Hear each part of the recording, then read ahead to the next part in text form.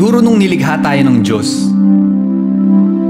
pagkatapos siyang itulad sa kanyang imahe ang ating mga kaluluwa, pagkatapos siyang bigyang kapangyarihan ang ating mga paa, inukit niya ang kanyang pag-ibig sa ilalim ng talukap ng ating mga mata.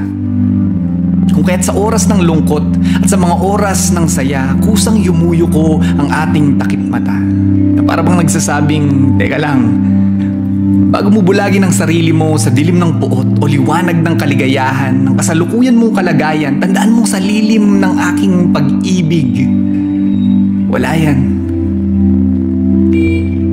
Kaya't natural lang sa atin ang pumikit tuwing nagdarasal, tuwing nag-iisip, tuwing nagpapahinga, tuwing nakikinig ng malamig at mahinahong musika. Naalala ko, sa tuwing umaakit ako ng bundok, kahit naabot ko na ang tuktok at napapaligiran na ako ng mga tanawin kahit gaano pa karikit, pinipili pa rin ang mga mata ko ang pumikit, ang magtago sa likod ng tabing kung saan siguro inukit ng Diyos ang kawalang hanggan, na pilit hinahanap ng ating kaluluwa sa mga pasilyo ng ating katawan.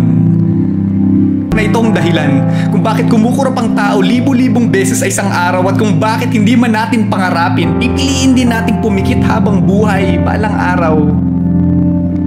Kaibigan, hindi ko alam kung anong pinagdaraanan mo ngayon.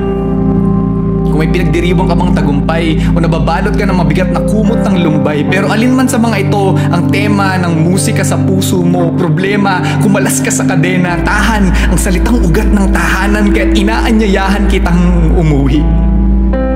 Pumikit ka ngayon. Huwag mong titigan ang kasalukuyan.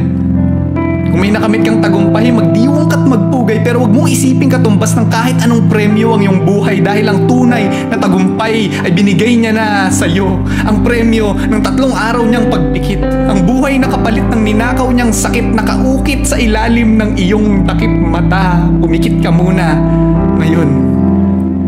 Kalimutan mo muna ang ngayon at bumalik ka sa panahon na gusto mo na sanang ibaon sa lupa ang sariling buhay para humupa sa napiling hukay ang mga problemang sinumbat mo sa Panginoon. Tandaan mo ang dahilan kaya't naririnig mo pa ako ngayon ay dahil nun, nung nakikipaglabang ka sa sakit, nung nakikipaglabang ka sa lungkot, hindi ka niya hinayaang magpatalo sa puot. Pumikit ka lang, kaibigan. Pumikit ka muna.